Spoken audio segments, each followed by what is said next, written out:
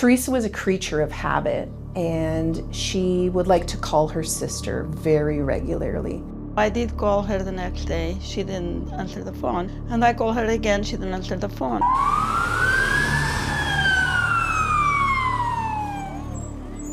As soon as you opened the door, Teresa was lying there on the floor. There was blood in the bathroom, blood beside the door, even though the body was located on the floor in the hallway. So just things that I couldn't explain. You look at it, it's just a bloody pillow. But it's not until you turn it around and you see a bloody footwear impression. And one of the things we wanted to establish was, do those bloody footprints from inside of the apartment travel outside of the apartment? As soon as I went the other way, right away, I started seeing footwear impressions, fluorescent blue. And all of a sudden, those impressions, they turn into bare feet. And you can see the toes. We are all leaned over. Suddenly the door opens, and illuminated in the bright sunlight background is a dark silhouette. Welcome to Crime Beat. I'm Anthony Robart.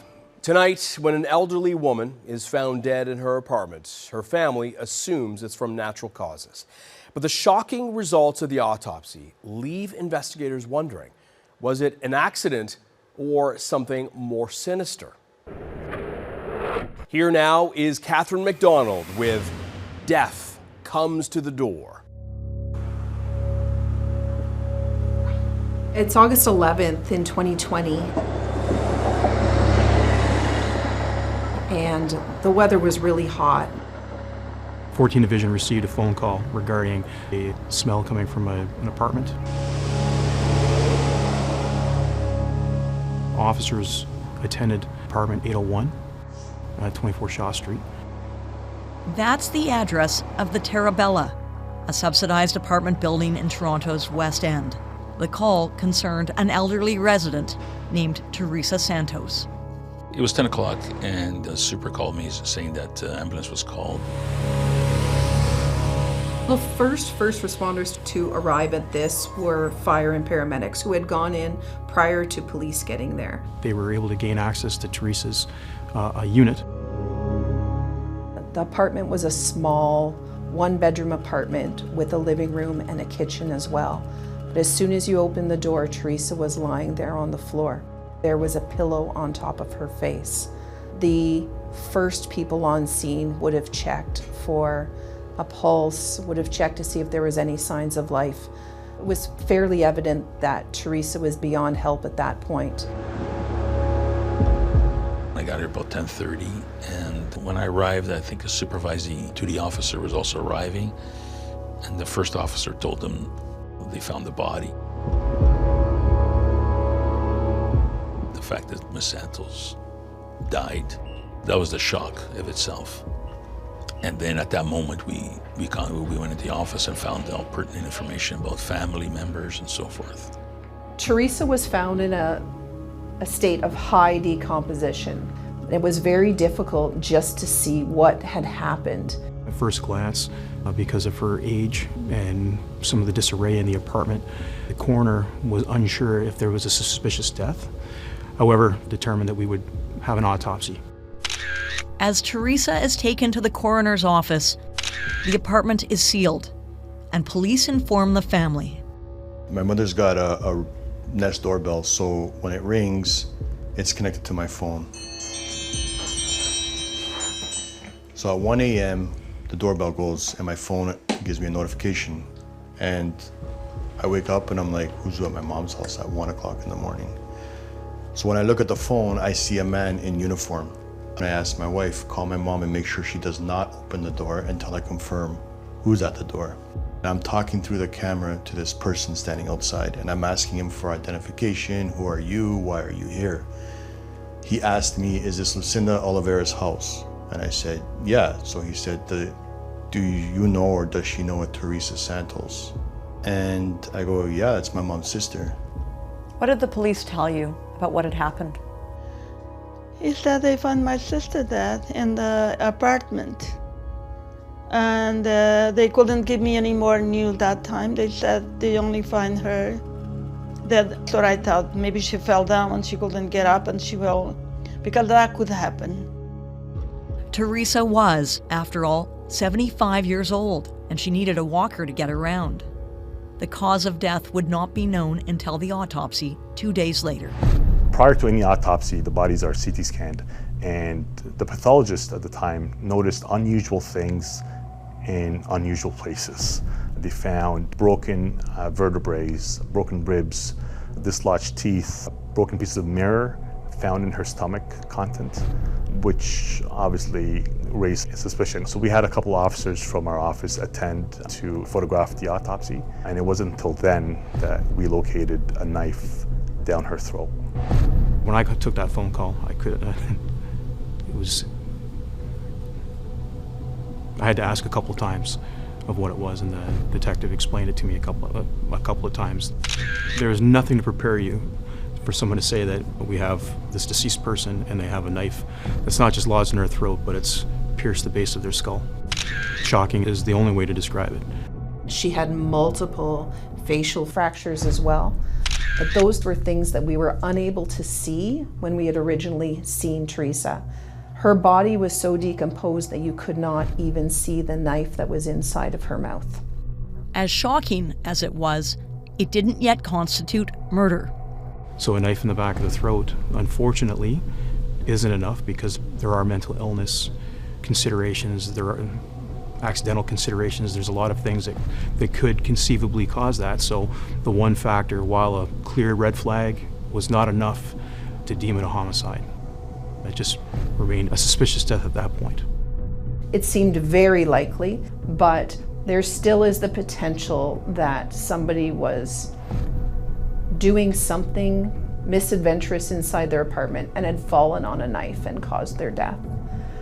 We had also looked at the possibility of pica, which is the ingestion of foreign undigestible objects into a person's body, but upon further investigation, there was no evidence that that had ever taken place.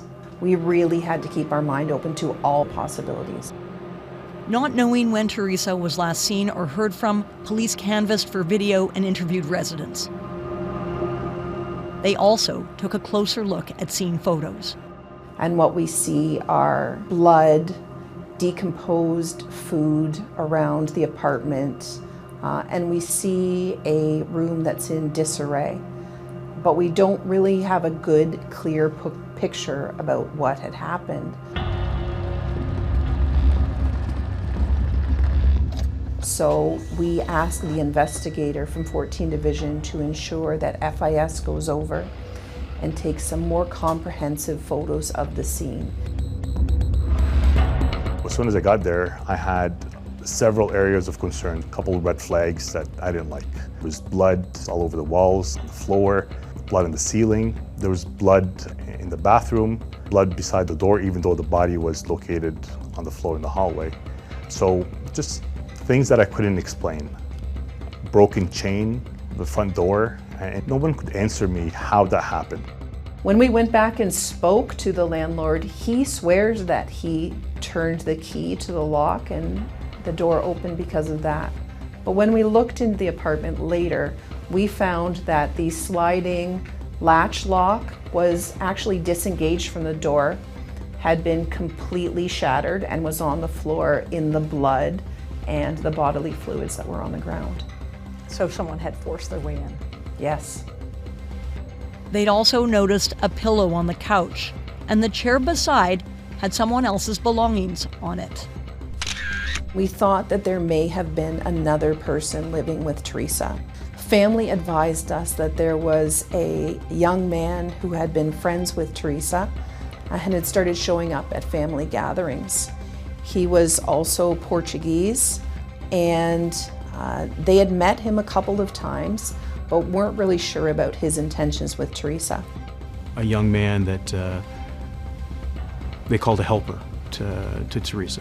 It was someone that she had met at one of the community centers, and he was significantly younger. I believe he was in his 20s or 30s, and Teresa was a retired woman. So the relationship was something we were interested in. We were also interested in why he wasn't around when he had been around so regularly before now.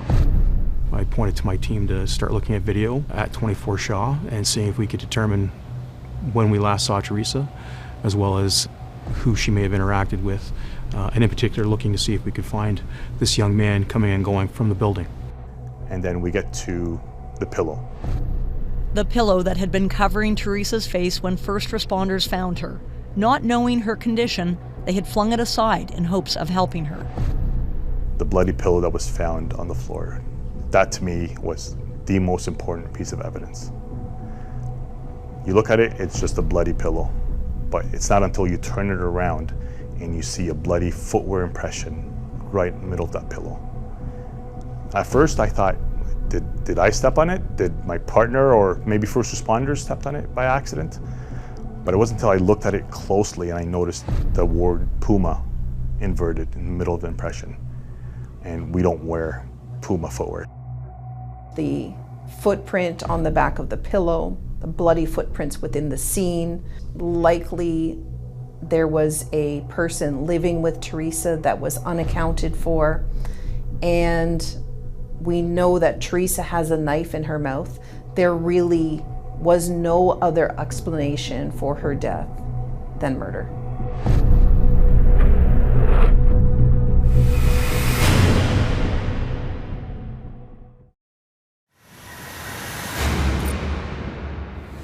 Welcome back.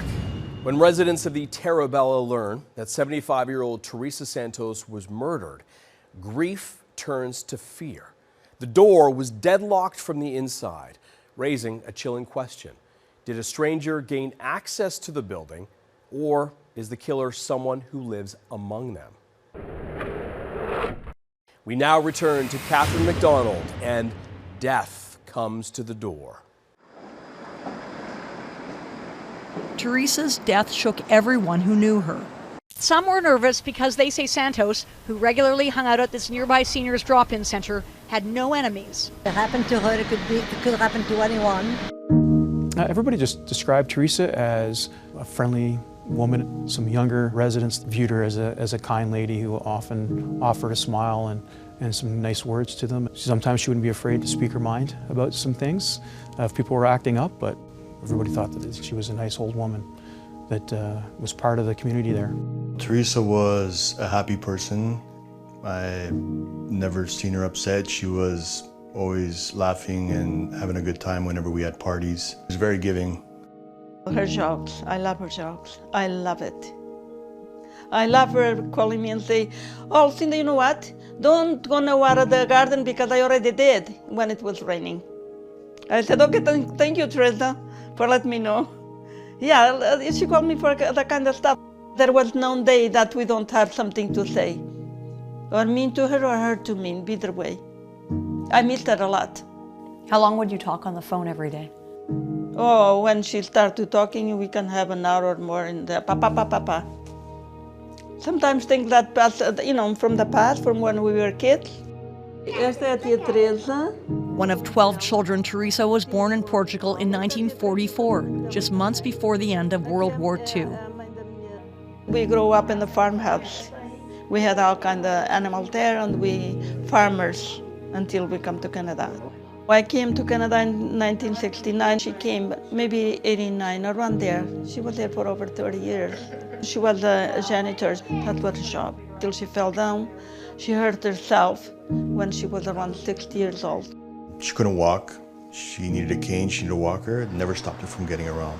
Never stopped her from going to Christopher House, which is like a 30-minute bus ride or a walk from her apartment. She did a lot for the community center. She was a volunteer. She would help, like if you don't know how to do crochet or knitting or whatever, she will help you to learn to do. And she did a lot of stuff for the center itself to help out with the community. They like her there. She was very happy there. Teresa was also a wife and mother. She has 4 children. One passed away when he was 3 and something.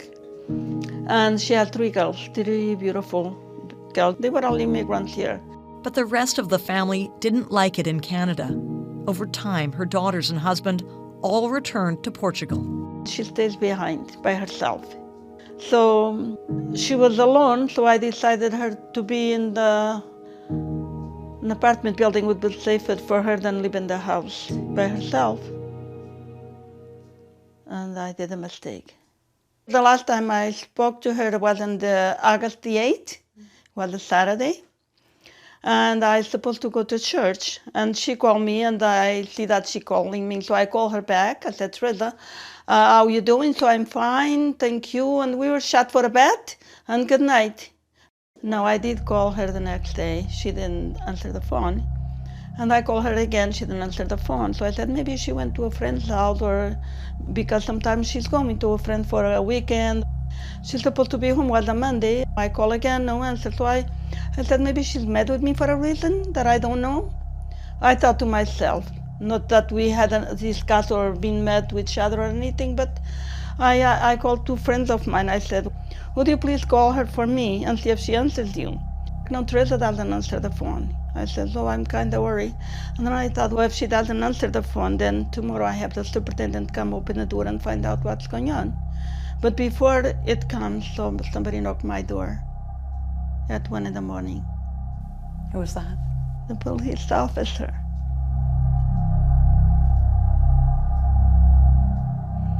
He comes in to to the living room, telling me that I'm going to bring you news about Teresa, and so we find her dead on her apartment. And I kind of didn't know what to say, so I started to panic, crying, and why my sister, why is this, what happened? What happened to my sister? We don't know yet, but we find her dead in the floor. At that point, everybody in the family was just under the impression that it was a natural cause. It was, my aunt just fell or hurt herself, and that's how she passed away. A few days later, Joe receives an unsettling call from the medical examiner. She asked me, do you know if anybody had any issues or grudges against Teresa? I didn't know how to answer that, so I said no. My aunt was a happy person, she got along with everybody. And I asked the examiner, I go, like, why would you ask me? Why would you ask me if someone had something against my aunt? And that's when she said she found a knife lodged in her throat. And it was so deep that they couldn't see the knife when they brought her body in. I'm like, that's crazy. Like, how can somebody do that? Thoughts turned to Teresa's young companion. The first thing come to my mind was him. But then my sister had told me 2 weeks prior to that he had gone to Madeira. We looked into airline bookings and were of the belief that Jose had left the country.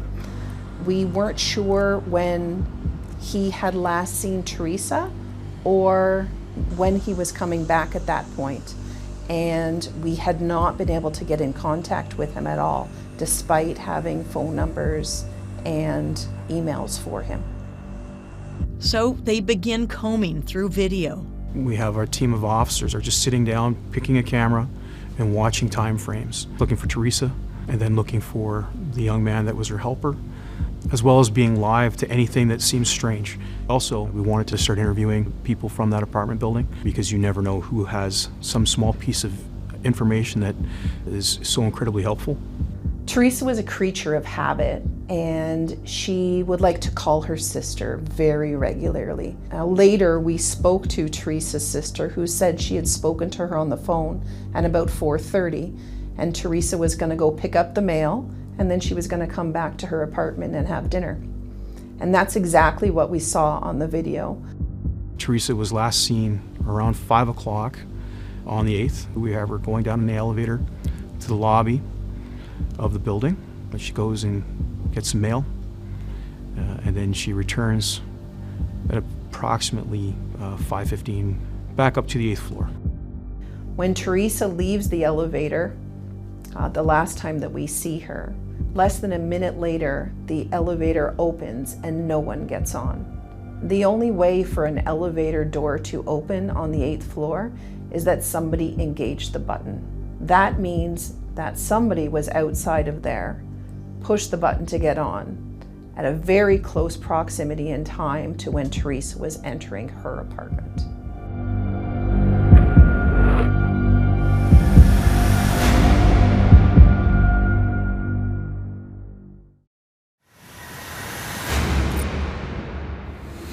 Welcome back. Teresa Santos died when a knife pierced her brainstem. The only clues pointing to the killer are 3 bloody footprints. As investigators wait for a warrant to continue searching her apartment, they discover prints elsewhere and are surprised where they lead. We now return to Catherine McDonald, and death comes to the door. Yeah, there's a lot of it. Because we knew that there was these footprints, there was a lot of blood in the crime scene, we spoke with our FIS officers and asked if they could look for physical evidence outside the apartment, so in that hallway. And one of the things we wanted to establish was, do those bloody footprints from inside of the apartment travel outside of the apartment? We want to know where the offender went after he committed the murder. On the 8th floor, as soon as you open the elevators, it's all tiles leading up to the deceased apartment. The rest of the hallway is all carpeted.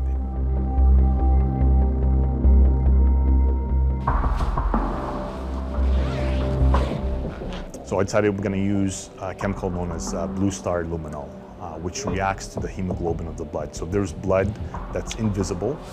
Once you spray it with blue star luminol, it will react. It will give you like a bluish, a fluorescent bluish in color for a few seconds before it goes away. 8th floor. So I get there excited to use this chemical, and as soon as the elevator doors open, what I see is the wet floor sign, and I smell lemons, which was lovely, but I know a clean floor, but I was disappointed because all my evidence has just been wiped. However, I still had the carpeted hallways to examine, so I was really hoping I would find something. But it's important to note that I'm looking at it with regular lighting. I don't see anything. It's just a regular carpet.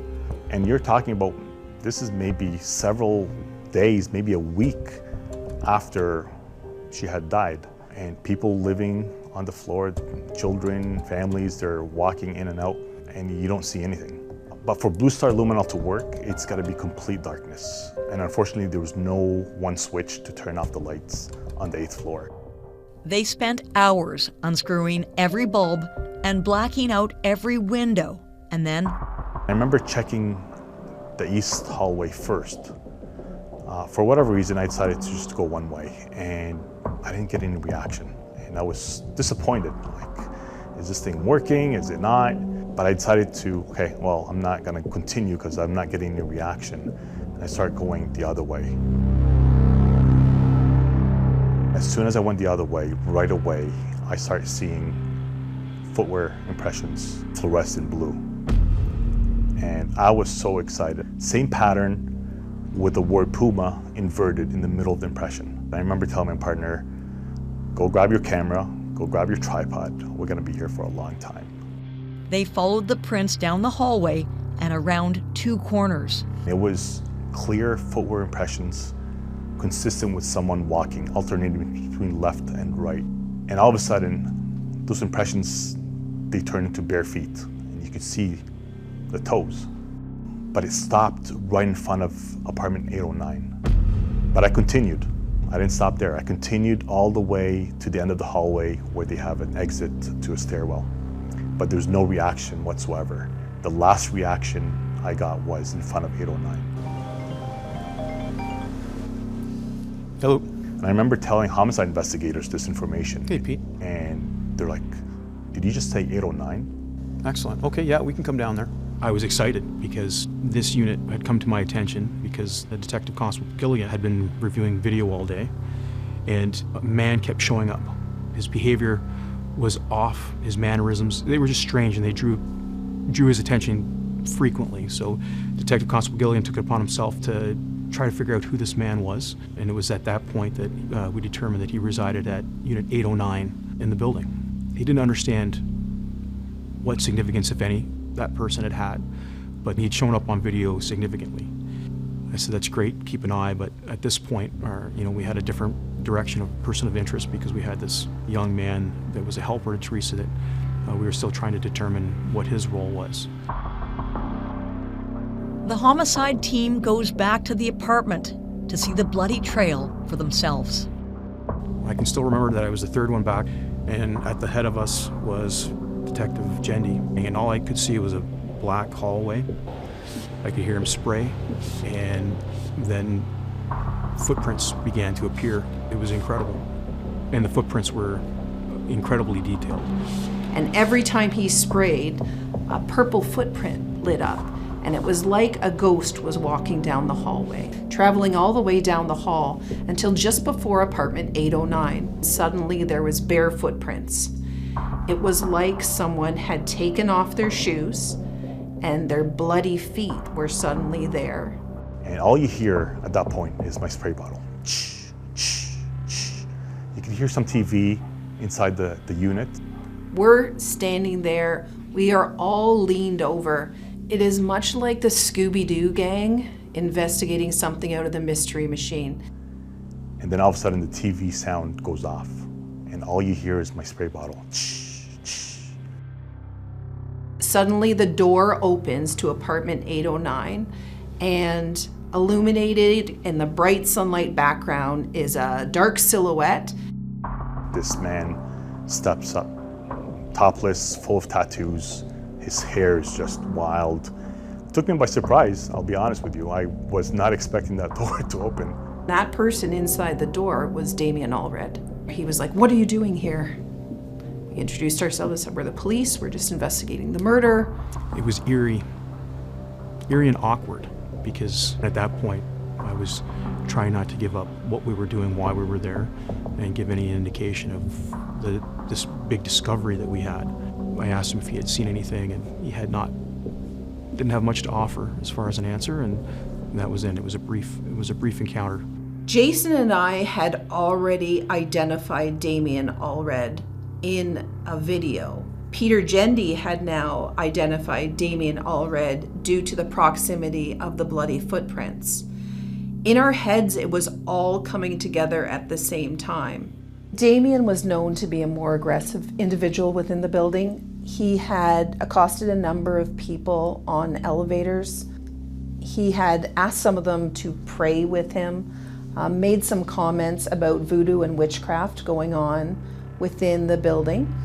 We had a couple of ladies in the building who had had really negative experiences. One of the ladies had been accosted in the elevator, and he had yelled after her as she had walked down the hallway, and it had scared her quite a bit. Not being a nice person doesn't make you a murderer, but when that door opened, it opened to another suspect, and we had to figure out what we were going to do.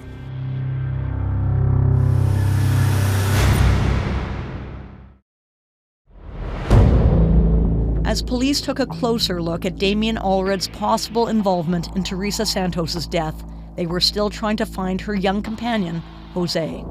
I last had him on video, I believe it was about 2 weeks prior, coming and going with shopping bags and really fulfilling that helper role that he had been described as providing. With the assistance of our border agencies, we determined that it had been the 2 weeks before that he had left and had arrived back home in Portugal. So he was not in the country at the time that Teresa had passed.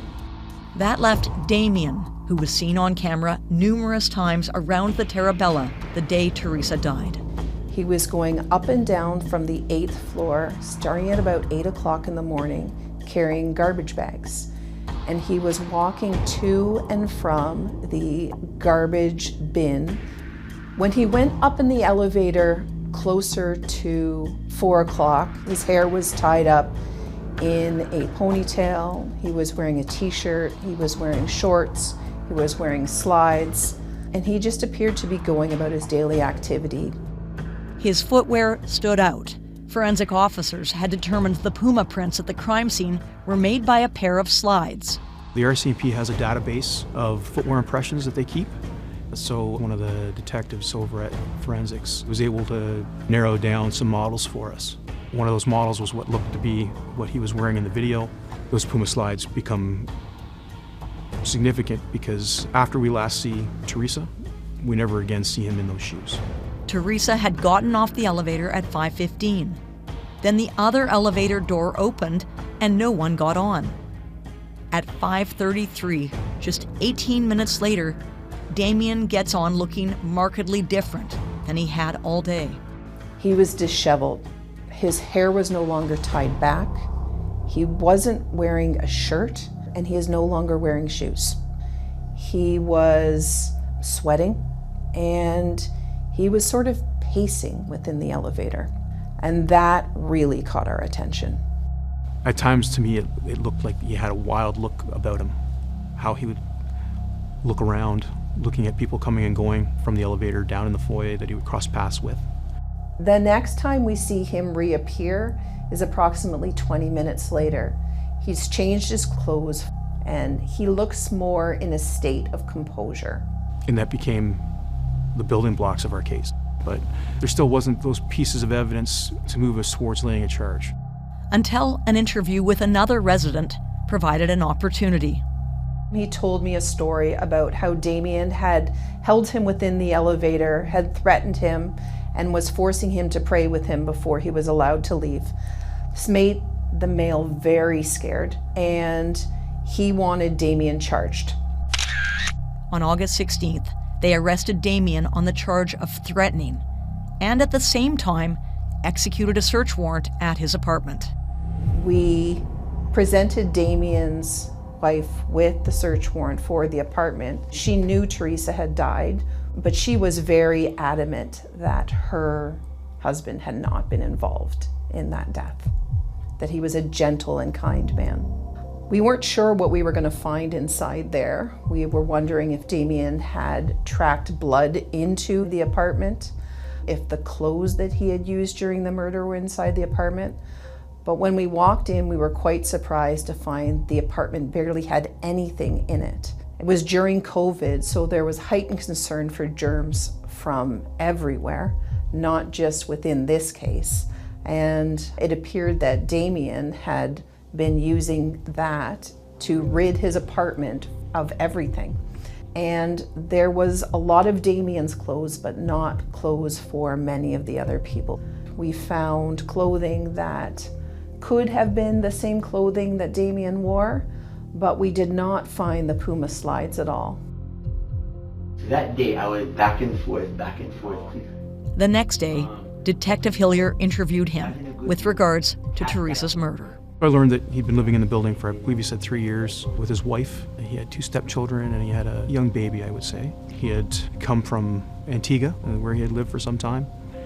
He didn't know Teresa except to see her, didn't know her by name. And that he often would call the front desk concerned about her welfare because of some of the smells coming from the unit. He had some derogatory names to call her, which I'd prefer not to speak about, but it was clear that Damien was annoyed by Teresa. During the interview, Detective Hillier asked about the slides. In the lead up to that, he had expressed only having a couple pairs of shoes. I was able to produce some still images we had from the video showing him in a pair of flip-flops. And what did he say? They were in a bucket. They have a bucket of shoes that the family has. They might be his wife's. But then when I said, could these be your wife's shoes? Could those be your wife's footprints? He was quick to say no and began to tell me that I would find those shoes at his apartment.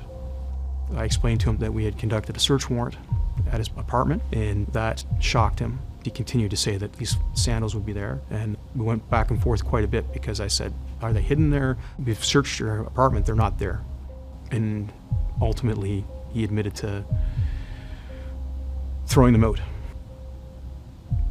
One of the craziest parts of the interview, Cat died, cat scratched. he suddenly leans forward and shows me injuries. You can look, this is cat scratches. Oh my gosh. I still remember it's on his left arm, on the back of his left arm, he had these scratch marks. And he said that it was his cat. And he explained to me that his cat had been sick and that he had ended up drowning his cat. in an effort to put it out of its misery because he couldn't afford to euthanize it properly.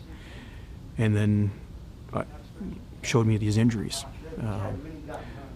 The injuries on the back of his arm, there was these 3 scratch marks that, again, he characterized as from this cat. And you can see it's a cat. Yeah. It's a cat claws. Yeah. Right? Yeah. You can relax because it's starting to open up a little bit so it doesn't bleed on you. Right. So As he, showed them to me and moved his arm, they began to weep, clearly showing that they were fresh. And I knew those were not from a cat. During the interview, I took it upon myself to phone Damien's wife and ask about the family cat. And Damien's wife advised me that the family cat had run away weeks prior and they hadn't seen it since. A 40-year-old man is facing second-degree murder charges in connection with the death of a 75-year-old woman in Toronto. Damien Allred was arrested and charged with second-degree murder. People who live here are shocked. That's good news. Are you serious? They've just charged someone by this name with second-degree murder. Oh, thank you, Jesus. Although the arrest was a win, it wasn't enough because we had to place him in the apartment. We had to link him concretely to that crime scene. And at this stage, it just wasn't there.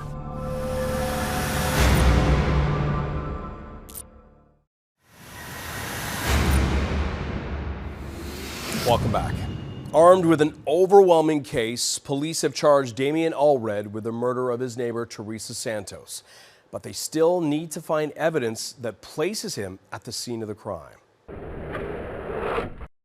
We now return to Catherine McDonald with a conclusion of death comes to the door.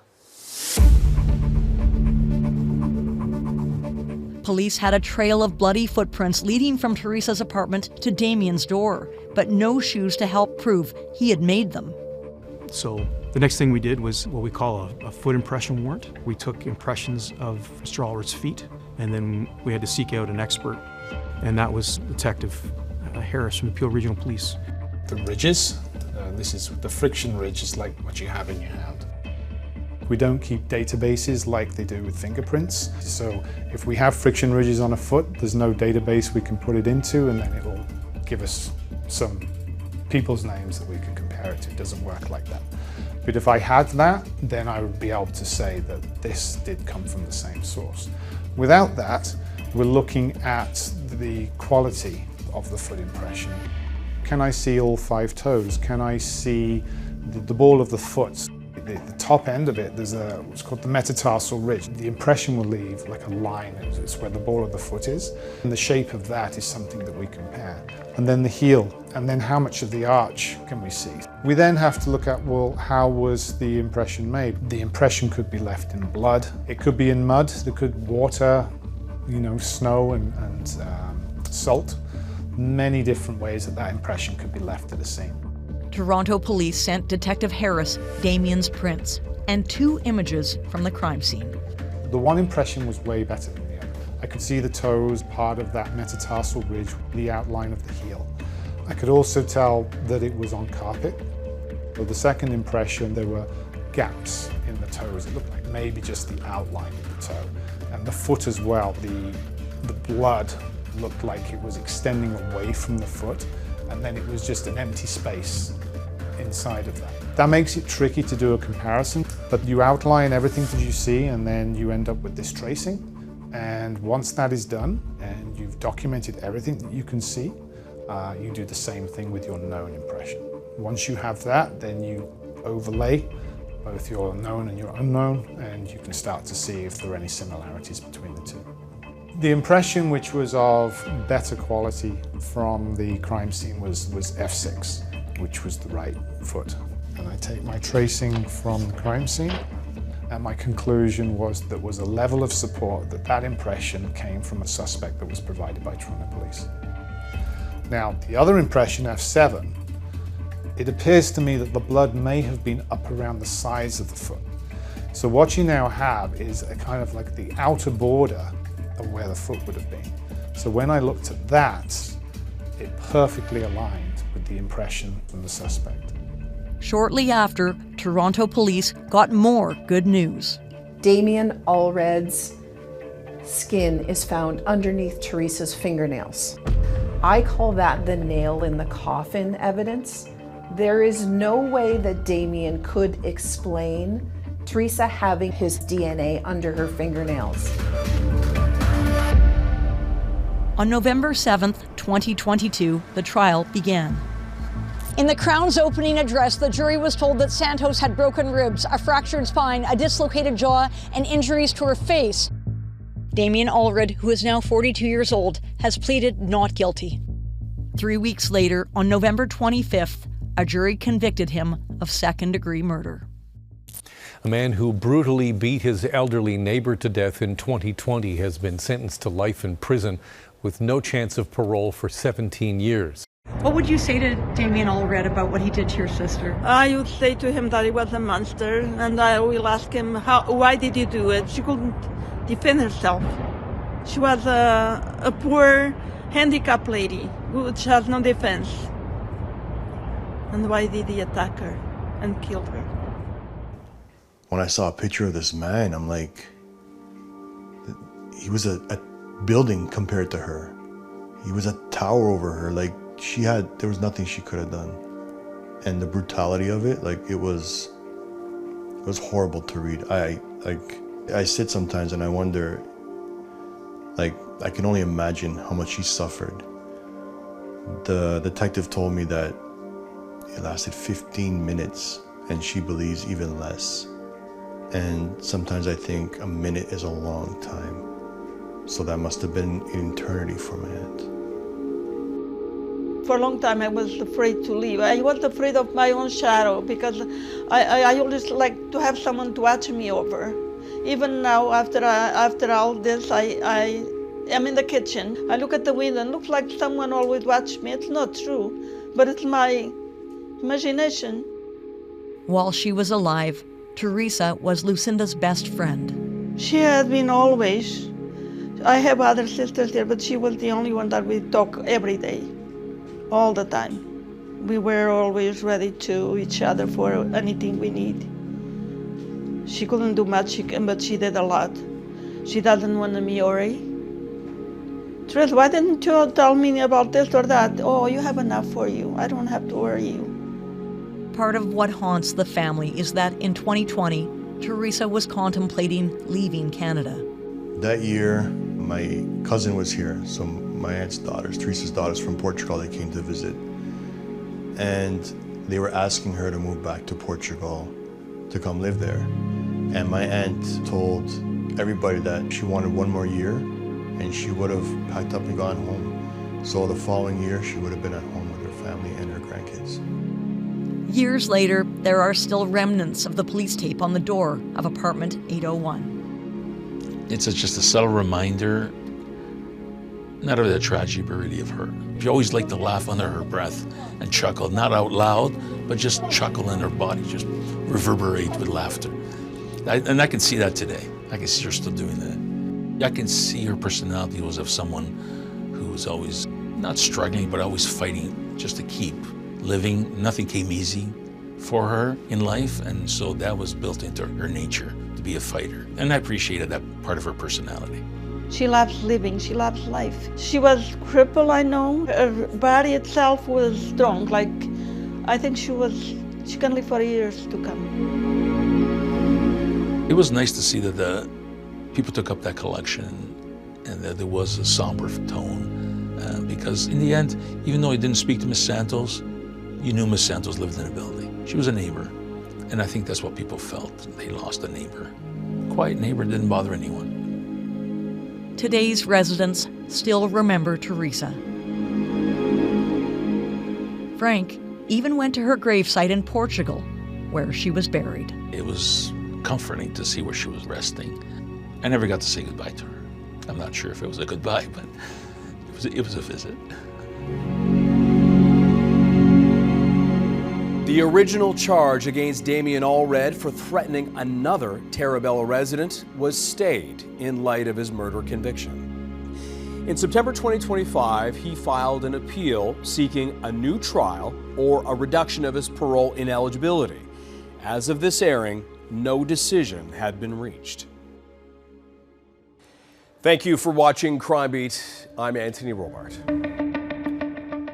Want more episodes of Crime Beat? Listen to the Crime Beat podcast, now for free on Apple Podcasts, Spotify, or wherever you find your favorite podcast. And for past episodes of Crime Beat, go to the Global TV app, visit globaltv.com, or check out our Crime Beat YouTube page.